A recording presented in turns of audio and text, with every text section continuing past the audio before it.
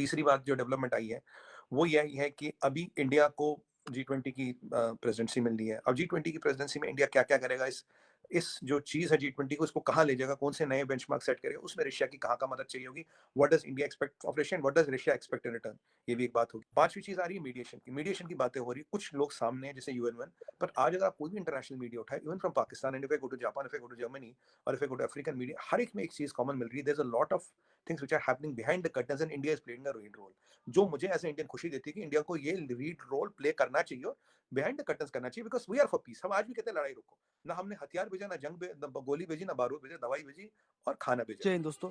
Ukraine और रूस के बीच हो रही युद्ध के बीच भारतीय विदेश मंत्री एस जयशंकर की 2 दिवसीय रूस यात्रा पर पूरी दुनिया की नजर टिकी हुई है। ऐसे माहौल में भारतीय विदेश मंत्री का मॉस्को जाना काफी अहम माना जा रहा है। दरअसल रूस और यूक्रेन के बीच चल रहे युद्ध को खत्म करने के लिए वर्तमान में भारत मजबूत और प्रभावशाली स्थिति में है। मॉस्को में एस जयशंकर और रूस के विदेश मंत्री सर्गेई लाव्रोव के बीच कई जरूरी मुद्दे पर बातचीत होगी। अभी G20 का समिट होगा और मेरी जो एनालिसिस है और जो लोगों का काफी होगा कहना है कि एक अमेरिका एक नया पैंतरा खेलेगा कि रशियन ऑयल पे कैप लगाई जाए। कैप मतलब मान लो $50 पर बैरल। अब $45 के नीचे चीमा साहब तेल निकालना अनवाइबल होता है, और रशिया के पास जो मैकेनिज्म है तेल निकालने का, that's called there is a very old system of refining.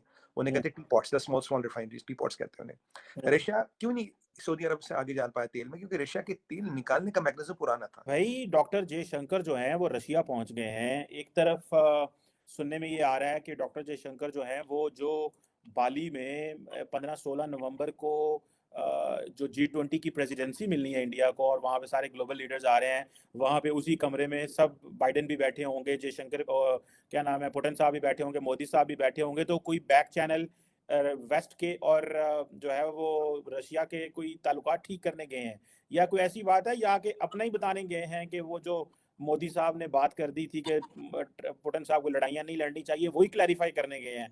दोनों बातें चल रही। आप कैसे देख रहे हैं डॉक्टर जयशंकर के विजिट को?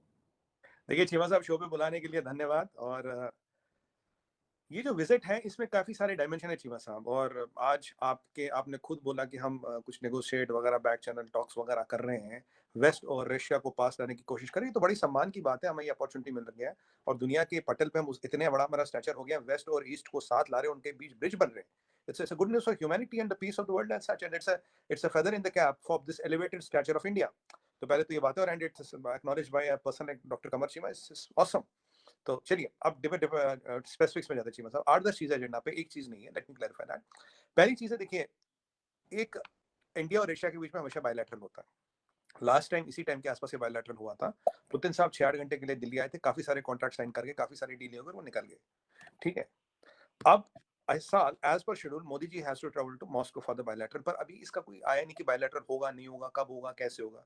एक ये भी संभावना डॉक्टर जयशंकर साहब ने, आप जानते हैं डॉक्टर जयशंकर साहब अकेले तो जाते नहीं, पूरा डेलीगेशन जाता है, तो क्या एक एक बेस बनाया जाएगा for bilateral of president Putin and prime minister Modi.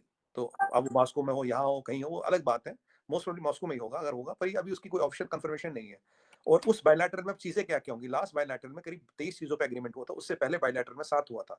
Last bilateral the things which were agreed and the cooperation was given was on 21 items, before that it was limited to 7-8 items. तो अब की बात जो नई geopolitical situations बनी, इसमें जो bilateral होगा, ये किस लेवल पे जाएगा, कहां जाएगा, ये देखने की बात है। दूसरी बात, एशिया, इंडिया और रशिया के बीच काफी चीजें, कारोबार, वेपन, ट्रेड वेड, ये सब चलता रहता, उस पर बातचीत होगी, उस पर बिजनेस एज यूजुअल बात होगी। तीसरी बात जो डेवलपमेंट आई है वो यही है कि अभी इंडिया को G20 की प्रेसिडेंसी मिल रही है। अब G20 की प्रेसिडेंसी में इंडिया क्या क्या करेगा, इस जो चीज है G20 को, इसको कहाँ ले जाएगा, कौन से नए बेंचमार्क सेट करेगा, उसमें रशिया की कहाँ मदद चाहिए होगी, what does India expect of Russia, what does Russia expect in return, ये भी एक बात होगी। चौथी बात चीमा साहब, पीछे जब एक ये कवायद चलाई गई वेस्ट के द्वारा कि भाई टैक्टिकल बॉम्ब, छोटा बॉम्ब, ये बॉम्ब, वो बॉम्ब, तो इसमें कहीं ना कहीं आपको याद होगा तभी राजनाथ सिंह जी ने अपने काउंटर पार्ट को फोन किया था, भाई देखो ये बात ठीक नहीं है न्यूक्लियर वाली। और इंडिया ने भी एक स्टैंड लिया पहली बार कि भाई कहीं जब सिविलियन कैजुअलिटीज यहाँ से वहां से, we are not supporting that in any whatsoever. अभी जो डीप स्टेट का जो चक्कर चल रहा सारा, ये रशियन, ये वैसे कहते हैं एटम बॉम्ब वाली, जिसके जो आपके लिए, हमारे लिए, किसी के लिए अच्छा नहीं है बाय द वे। तो इस चीज को भी रोकने के लिए किसी बड़े और पावरफुल कंट्री को सामने आना पड़ेगा और इस चीज को रोकना पड़ेगा, क्योंकि you are working against deep state, and deep state is in every country. Deep state के pawns and cogs of the wheel are in almost every country of the world. तो उसके खिलाफ खड़ा होना, ये बहुत बड़ी चीज है चीमा साहब।